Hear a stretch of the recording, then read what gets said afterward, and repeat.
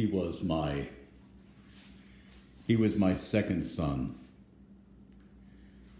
He was born about 5 months before my 21st birthday. Most of the folks in the town, our little town, thought my wife and I were much too young, too inexperienced, and too poor to have 2 kids. They were right. You see, here's the key. Life isn't about being right. Life is about how you handle the wrongs that come your way. My wife and I decided to name him Joshua Paul. A little bit of the Old Testament, a little bit of the New Testament, giving the boy a chance to create his own testament. He was a great kid. Now I know that's what all parents say, but I'm trying to talk here from an objective opinion. He was one of those kids that knew how to please grown-ups, but he also knew how to get with a bunch of kids and just let his hair down and have fun. Shortly after his 8th birthday, one night, he was hit and run by a car, drug 130 feet, and left in the middle of the road, dying.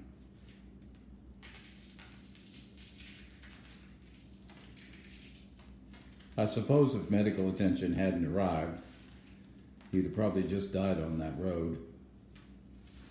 But we carried him into the grass of a nearby house. The ambulance arrived. We began a 6-year journey,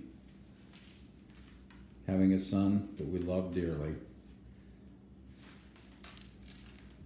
But because of his brain injury, he was never able to let us know how he felt about that. Then one day,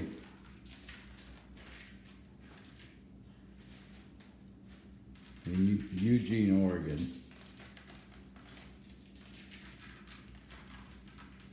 Joshua passed away. After 6 years of pain and struggle,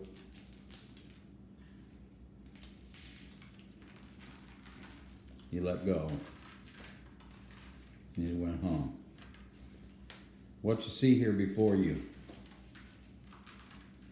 are some of his ashes.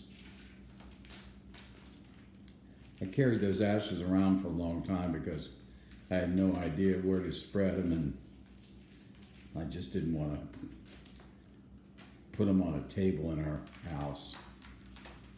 And then one day, I turned to Janet Claus and I said, here's what I want you to do. I want you to lay me out a canvas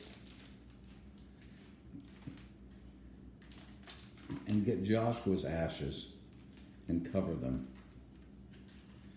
And cover that canvas with the remains of his life that we still have, those physical remains. Then once you get that canvas covered with his ashes, and you seal them in real good for all time,